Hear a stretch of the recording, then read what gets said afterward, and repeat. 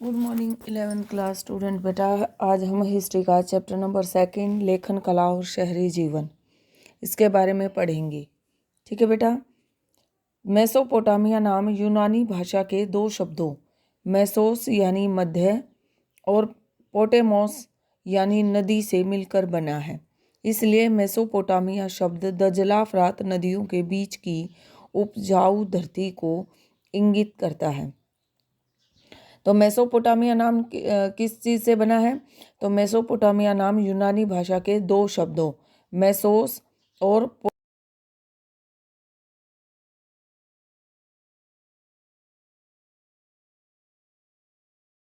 यानी कि दो नदियों के बीच का स्थान, यानी दो नदियां कौन सी हैं? दजला और फ्रात। ठीक है। अब मेसोपोटामिया किस देश को कहा जाता है? मेसोपोटामिया का आधुनिक नाम क्या है? मेसोपोटामिया का आधुनिक नाम जो है वो इराक है। ठीक है। आजकल इसको इराक के नाम से जाना जाता है। शहरी जीवन की शुरुआत, जैसा कि आपने अपने ऊपर वाले लेसन के नेम से जाना कि लेखन कला और शहरी जीवन। सबसे पहले हम जानेंगे कि शहरी जीवन का विकास कहाँ हुआ। तो शहरी जीवन का विकास सबसे पहले मेसोपोटामिया में हुआ। ठीक है। मेसोपोटामिया फरात और दजला नदियों के बीच स्थित था, जिसे आजकल हम इराक के नाम से जानते हैं। मेसोपोटामिया की सभ्यता अपनी संपन्नता, शहरी जीवन, विशाल और समृद्ध साहित्य, गणित और खगोल विद्या के लिए प्रसिद्ध है। तो मेसोपोटामिया सभ्यता किसके लिए प्रसिद्ध है? विशाल साहित्य, गणित और खगोल विद्या के लिए प्रसिद्ध है। ठीक है। मेसोपोटामिया की लेखन प्रणाली और उसका साहित्य भूमध्य सागरीय प्रदेशों और उत्तरी सीरिया तथा तुर्की में 2000 ईसा पूर्व के बाद फैला। तो मेसोपोटामिया की जो लेखन प्रणाली है और उसका जो साहित्य है वो 2000 ईसा पूर्व के बाद फैला, जिसके फलस्वरूप उस समस्त क्षेत्र के राज्यों के बीच आपस में, यहाँ तक कि मिस्र के फराओं के साथ भी मेसोपोटामिया की भाषा और लिपि में लिखा पढ़ी होने लगी। यहाँ हम शहरी जीवन और लेखन के बीच के संबंधों की खोज करने का प्रयत्न करेंगे। फिर हम जानना चाहेंगे कि लेखन की सतत परंपरा से क्या क्या प्रतिफल प्राप्त हुए। ठीक है। अभिलिखित इतिहास के आरंभिक काल में जो इतिहास हमें लिखा हुआ प्राप्त हुआ है, उसके प्रारंभिक काल में हम जा रहे हैं। इस प्रदेश को मुख्यतः शहरीकृत दक्षिणी भाग को सुमेर और अक्कद कहा जाता था। तो दक्षिणी भाग को क्या कहा जाता था? मेसोपोटामिया के अनुसार शहरी क्षेत्र को सुमेर और अक्कद कहा जाता था। और 2000 ईसा पूर्व जब इसकी लेखन कला दूर दूर तक फैली तो बेबीलोन एक महत्वपूर्ण शहर बन गया। तब दक्षिणी क्षेत्र को बेबीलोनिया कहा जाने लगा। 1100 ईसा पूर्व से जब असीरियाइयों ने उत्तर में अपना राज्य स्थापित कर लिया, तब उस क्षेत्र को असीरिया कहा जाने लगा। असीरिया। ठीक है। तो सुमेरियन भाषा यानी कि सुमेरी थी। उस समय की भाषा कैसी थी? सुमेरियन। ठीक है। धीरे धीरे 2400 ईसा पूर्व के आसपास जब अक्कादी भाषी लोग यहाँ आ गए तो अक्कादी ने सुमेरी भाषा का स्थान ले लिया। तो सबसे पहली भाषा कौन सी है? सुमेरियन। दूसरी कौन सी है? अक्कादी। ठीक है। सुमेरियन का स्थान किसने लिया? अक्कादी भाषा ने। भाषा सिकंदर के समय तक कुछ क्षेत्रीय परिवर्तन के साथ फलती फूलती रही। 1400 ईसा पूर्व से धीरे धीरे अरामाइक भाषा का भी प्रवेश शुरू हुआ। 1400 ईसा पूर्व से।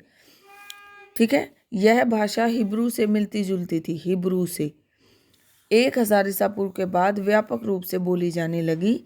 आज भी इराक के कुछ भागों में हिब्रू भाषा जो है वो बोली जाती है। ठीक है बेटा।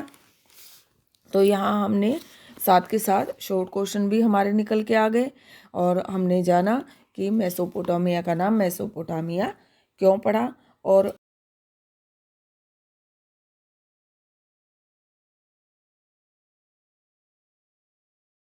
सी भाषाएं बोली जाती थी। जैसे मैंने आपको बताया, सुमेरियन भाषा सबसे पहले बोली जाती थी, फिर अक्कादी भाषा बोली जाती थी। अक्कादी भाषा के बाद हिब्रू भाषा बोली जाती थी, हिब्रू, जो आज भी इराक के कुछ स्थानों पर बोली जाती है। ठीक है बेटा। नेक्स्ट है हमारा यहाँ पर, नेक्स्ट जो हम करेंगे उससे रिलेटेड हमारा यहाँ देखें, बाइबल के अनुसार यह जल प्लावन पृथ्वी पर संपूर्ण जीवन को नष्ट करने वाला था, किंतु परमेश्वर ने जल प्लावन के बाद भी जीवन को पृथ्वी पर सुरक्षित रखने के लिए नोआ नाम के एक मनुष्य को चुना।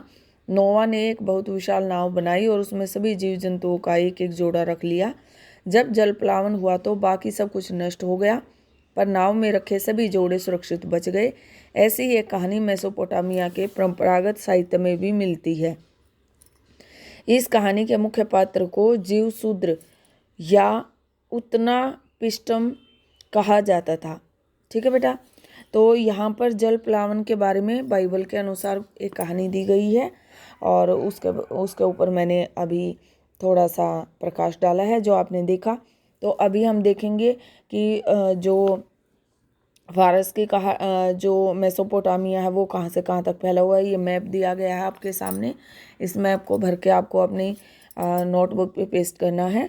तो ये मैप देखें, यहाँ पर देखें कैस्पियन सागर है, ईरान है, ये सिंधु नदी है। यहाँ पर इस साइड में आप देख सकते हैं सिंधु नदी की साइड यहाँ पर इंडिया है। तो इंडिया से जब हम इस साइड में चलते हैं तो यहाँ देखें फारस की खाड़ी आती है, अरब सागर है, फारस की खाड़ी है। फारस की खाड़ी से आगे जाएंगे आप तो बेबीलोन है, यहाँ पर उरूक और उर है। फिर यहाँ से देखिए दजला और फरात नदी है।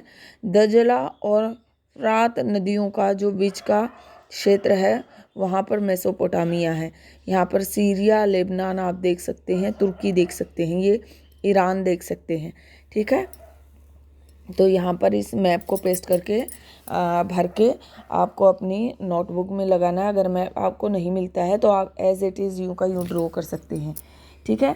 तो यहाँ पर मैंने एक कहानी भी बताई आपको जो बाइबल के अनुसार जल प्लावन पर आधारित है। दूसरा है मेसोपोटामिया और उसका भूगोल।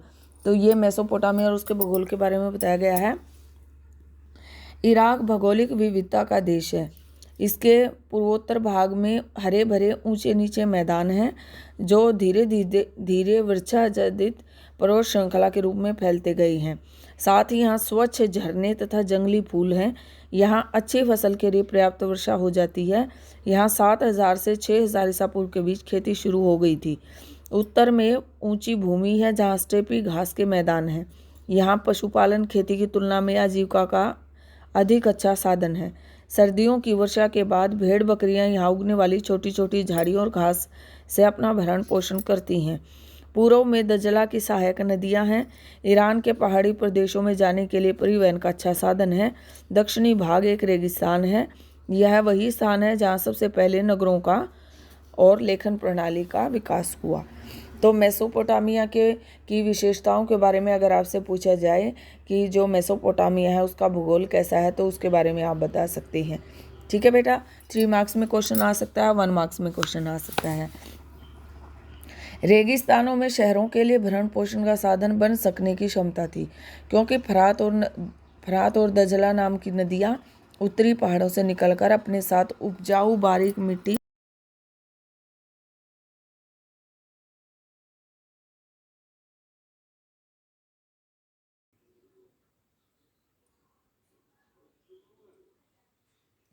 लाती रही हैं।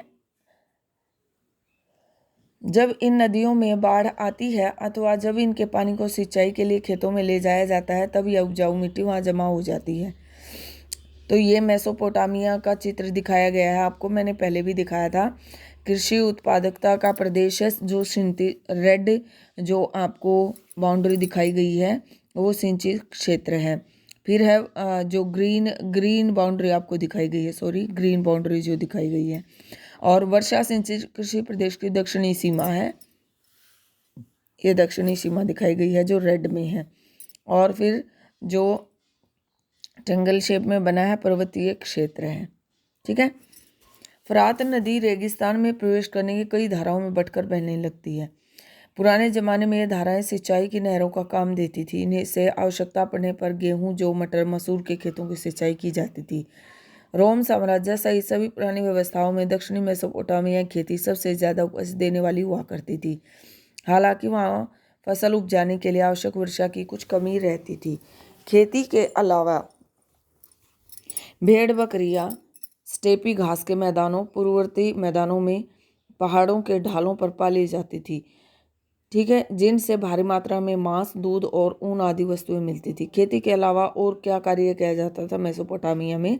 तो भेड़ें पाली जाती थी, ठीक है, और उनसे क्या प्राप्त होता था? मांस, दूध और ऊन। इसके अलावा नदियों में मछलियों की भी कोई कमी नहीं थी। गर्मियों में खजूर के पेड़ खूब फल देते थे। लेकिन हमें यह सोचने की गलती नहीं करनी चाहिए कि शहरों का विकास केवल ग्रामीण समृद्धि के बल पर ही हुआ था। इस विकास के अन्य कारकों के विषय में हम बारी बारी से चर्चा करेंगी, ठीक है बेटा। बाकी का हम कल करेंगे। Thank you, have a nice day.